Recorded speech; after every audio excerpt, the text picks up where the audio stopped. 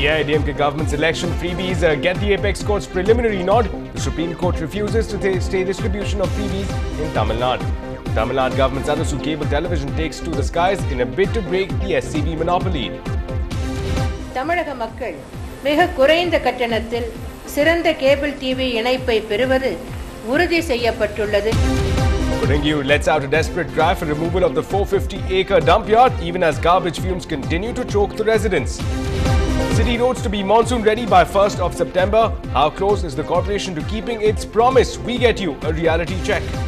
Chief Minister Jayalalitha launches a smart card scheme to streamline pension payments for the aged, destitute and physically challenged. Chennai's fastest and Formula One ace Karthikeyan makes a pit stop with Hero Motors for the first ever Indian Grand Prix. Very good evening. You're watching Headlines Now with me, Ashmit Kumar. Time now for the latest updates from across the nation. The Supreme Court gives 4 weeks to the Delhi police to investigate the cash for vote scandal. NDTV accesses the charge sheet against Amar Singh. The charge sheet says the Delhi police questioned Sonia Gandhi's key aide Ahmed Patel but found the charges against him baseless. Don't rely on astrological predictions, the Supreme Court tells the Travancore royal family while hearing the Padmanabha Swamy temple case. Manish Tiwari remains in the standing committee on the Lokpal bill despite opting out due to his feud with Team Anna. Top BJP leaders go to the president upset with the selection of Gujarat Lokayukt without consulting the state government. And there's football fever in air in Kolkata as Messi's Argentina gets set to take on Venezuela. Well, first up, in what has come as a relief for the Jayalalitha government's freebie schemes, the Supreme Court today gave the distribution of freebies a preliminary nod. Now, this means that the plans to distribute laptops, mixers and grinders, etc. are likely to go ahead smoothly. Now, the distribution is slated for 15th of September. This nod came in response to a public interest litigation challenging the scheme of freebies. The petitioner had argued that such schemes violated the Poll Code of Conduct. Now, the Supreme Court issued notices to Tamil Nadu and Election Commission on a petition seeking transfer of a similar petition pending before the Madras High Court.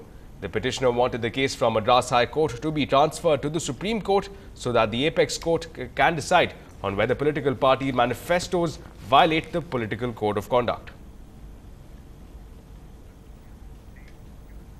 Now, the launch of Arasu cable services may change the way cable television services are distributed across the state.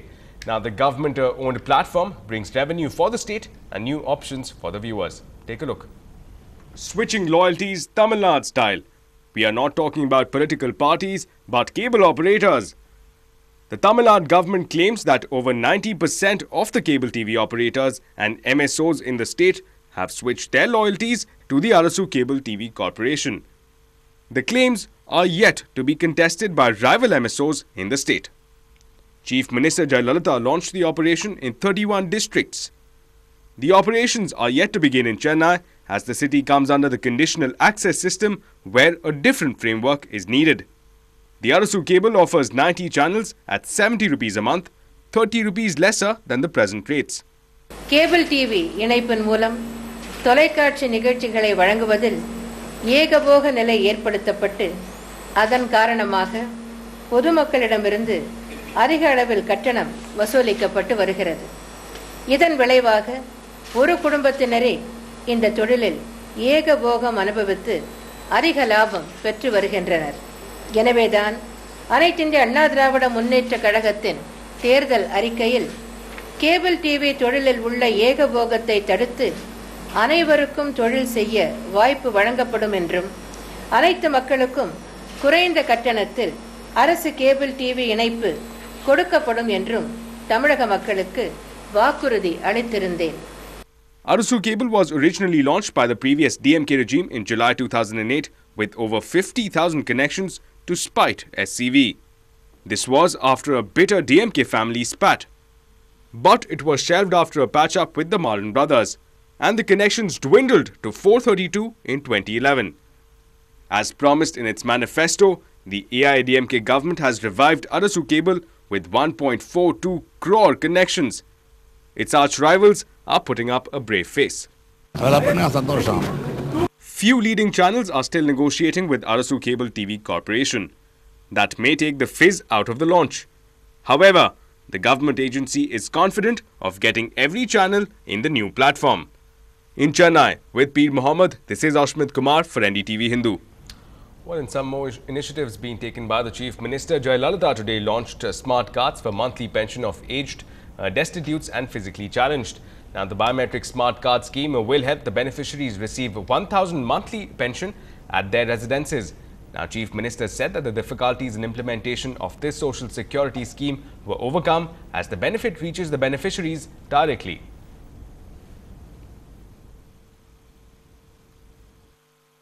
தமிழக அரசின் சமூக பாதுகாப்பு திட்டத்தின் கீழ் ஏழை எளிய ஆதரவற்ற முதியோருக்கு மாத ஓய்வூதிய தொகை வழங்கும் திட்டத்தை ஸ்மார்ட் கார்டு மூலமாக வழங்குகின்ற முன்னோடி திட்டத்தை இன்று துவக்கி வைத்தது உள்ளபடியே நான் மற்றற்ற மகிழ்ச்சி அடைகிறேன்.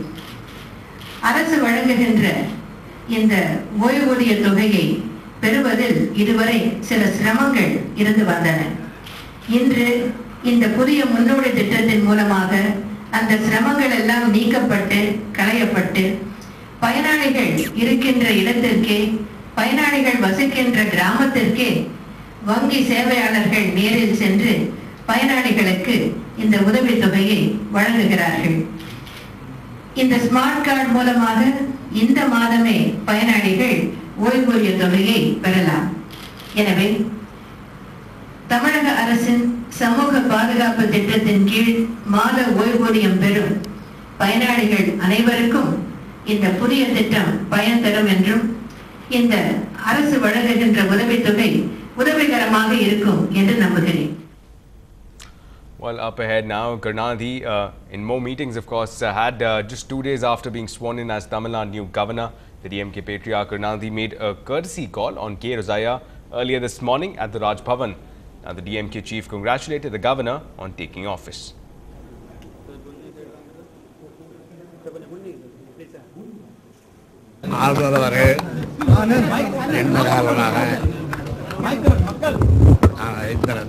தமிழகத்திலே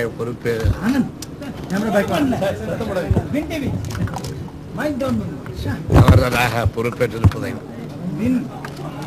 மகிழ்ச்சியுடன் பாராட்டி மரியாதை மொத்தம் அவரை இன்றைக்கு சந்தித்திருக்கிறேன். Well, the arrest of Punmuri in Viluppuram on charges of land grabbing has sparked off protests in the district. Over 1,000 DMK supporters are reported to have gathered in 7 different locations. Several instances of road roko across the district made for a very tense situation in Viluppuram. In more city-based news now, remember the Chief Minister Jayalalitha's recent aerial survey of Chennai and her promise to make it a garbage-free city. Now, residents of the city's biggest dumping yard, Kodingayur, are hoping that and praying, in fact, that their area is a part of the cleanliness drive. Pratisha Ramkumar feels their pulse. Garbage being burnt at the 450-acre Kodingayur dumping yard. This 2 years after the Madras High Court had passed an interim order banning the burning of waste in the area, and a month after Chief Minister Jayalalitha promised a garbage-free Chennai. If anything, garbage dumping has only increased. According to CMDA's master plan in 2008, this 450-acre land was earmarked for institutions. This makes the presence of the dumping yard illegal. Without any proper plan, CMDA has given only as an institution, named it as an institutional area for this entire 450 acres. Then why do you want to give the name as dumping yard? Then when the Pollution Control Board of state as well as the central government refuses to give the NOC to the particular spot. The residents who have been living in the area for more than 3 decades say being forced to breathe pungent gases is almost a violation of their right to life.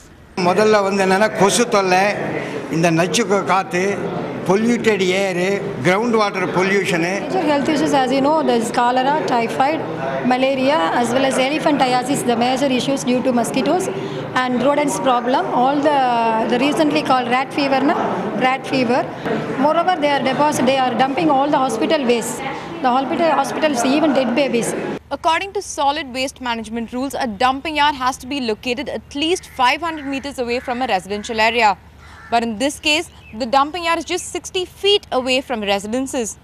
Now all they hope is that Chief Minister Jayalalitha keeps her promise of clearing the city and most importantly cleaning Kodangayur, so that finally they may just be able to enjoy a meal without flies around or breathe a whiff of fresh air without breathing in carbon monoxide. In Chennai, with camera person Anand, Pratiksha Ramkumar for NDTV Hindu. Well, it's another case of a shocking suicide now. 15-year-old boy in Chennai committed suicide after a class teacher allegedly harassed the student by searching him for a missing mobile phone. And the missing phone belonged to a fellow teacher. The embarrassed Johnson has consumed, in fact, rat poison and died reportedly on the 14th of August. And the classmates of Johnson say that the teacher thrashed him to recover the missing mobile phone. Parents, meanwhile, insist that despite assurances from the school authorities, no compensation has been offered. The police, meanwhile, are currently pursuing multiple angles of investigation. He was studying since and he committed suicide on 12th. Last month, he committed suicide.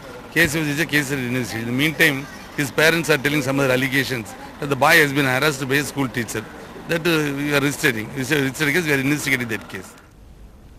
Well, up ahead, Anna arrives back in Maharashtra, his hometown, to a warm response, but he reiterates that it's too soon for celebrations and that the fight must continue.